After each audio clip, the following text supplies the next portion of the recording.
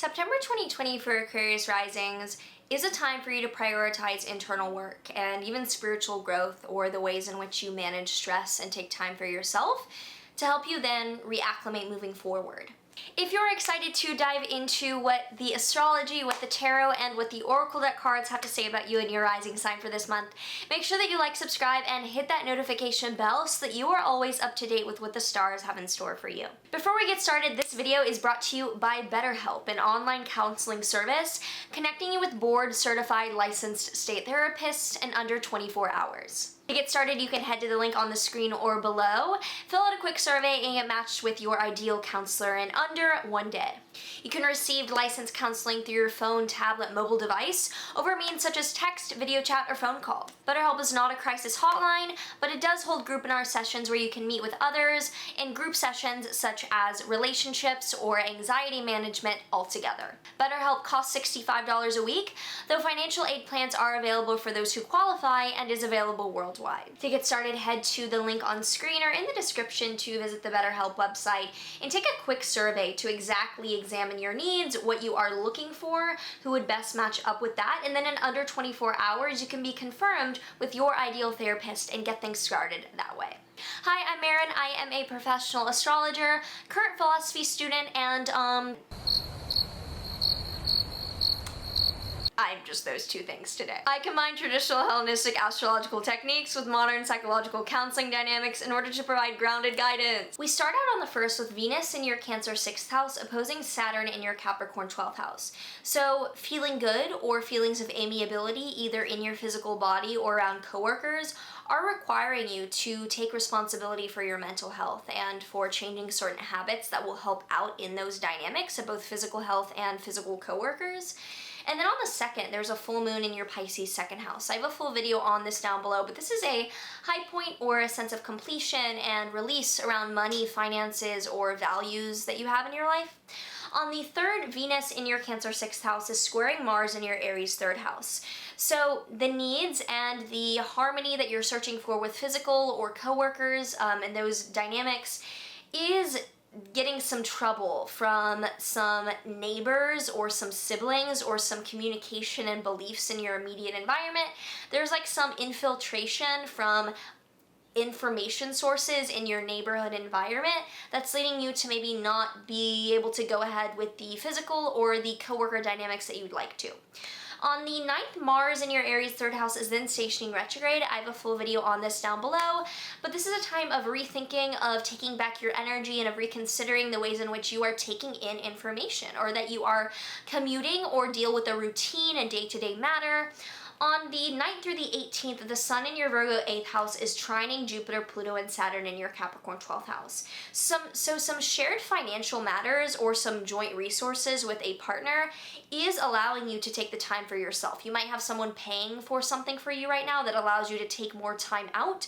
You might also have just the support of a partner or the resources behind you to be able to manage your mental health and any sort of inner turmoil that you're dealing with right now. On the 11th, though, the Sun in your Virgo 8th house is opposing Neptune in your Pisces 2nd house, so you might be confused about your personal finances, that like you might not know what's going on with your money, but the person's money that you're connected to helps solve that or helps give some clarity along those matters.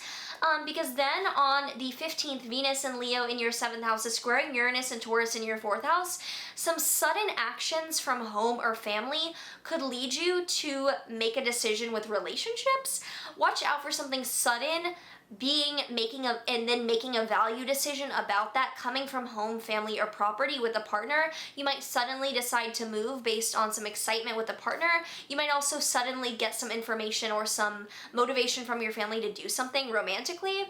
On the 17th, there's then a new moon in your Virgo 8th house. A full video is down below, but this is a new financial beginning with shared finances. You're moving forward little by little with some shared financial resources. On the 17th through the 23rd, Mercury in your Libra 9th house is squaring Jupiter, Pluto, and Saturn in your Capricorn 12th house. So this is indicating that the harmony that you're searching for with belief systems or an education or an authority figure in terms of your long-term goals is at odds with what feels comfortable for your mental health. So this might definitely mean that you're not being the people pleaser. You're deciding to maybe speak the hard truth that you can't move forward with plans or with travel or with goals right now because you're taking time out for yourself. On the 24th as well, Mercury in your Libra 9th house is opposing Mars in your Aries 3rd house.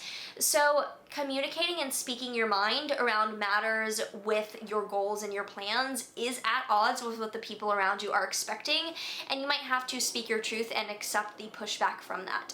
On the 26th, Mars in Aries in your 3rd house is in squaring Saturn and Capricorn in your 12th house, igniting the immediate environment as it pertains to your mental health and realizing that perhaps you are needing to reconsider what your day-to-day routine looks like so that you aren't surrounded with information that does not help you in that context. We end the month on the 29th with Saturn stationing direct in your Capricorn 12th house. A definitive conclusion or chapter ending around alone time, mental health, and deciding to make something known in that private world for yourself as a point of responsibility. So if you have any questions or any thoughts around what's coming up for you this month coming up, let me know in the comments below. Would love to hear your thoughts, your stories, your concerns, all that stuff, let me know below. And now with the astrology out of the way, let's move on to the tarot cards to see what tarot cards coming up. For Aquarius Risings, we have the Queen of Cups reversed. This is rethinking who fills your emotional cup. Who is your shoulder to cry on? Who do you depend on? You're rethinking that, and you are reconsidering the way in which you fill your emotional cup of inspiration in your life with maybe something more helpful and uplifting for your long-term goals. For a Witch's Wisdom Oracle deck card, we have Lugnisad. I always have to take a minute for that. Lugnisad. Prosperity. Sunny days are here at last, time to feast, no need to fast. Celebrate, sing, dance, and leap, harvest into seers to reap. So if you are getting good things and good shit is coming your way and other people are trying to bring you down, rethink who you're surrounding yourself with. Like if good things are coming your way because of the internal work that you're doing, accept their prosperity and look at who is not resonating with that and then don't resonate with them. You know what I mean? Like cut out who is not supporting your internal vibrancy. If you enjoyed this and you would like to dive deeper into your chart, my link for readings is below. I would love to read for you if you are interested in personal application of these things. And as well, if you're interested in learning the language of the cosmos and diving deep into this with the rationale and the grounded step-by-step of the why, the what, and the how this all works, check out my link for the Astrology Academy below. This is hours of course that I've put together over the past few months to really take you from interest and astrology enthusiast into astrology foundational, grounded, not expert, because even I wouldn't call myself an expert, it's a lifelong study, but someone who is confident, is centered, and is able to read charts with ease and with ability in trusting their own astrological knowledge. So if you're interested in taking a deep dive into all the components of astrology, the Academy link is down below. Otherwise, like, subscribe, do all the things, and let me know any thoughts you have about this September. Sending so much love, and I will see you in the next one. There is one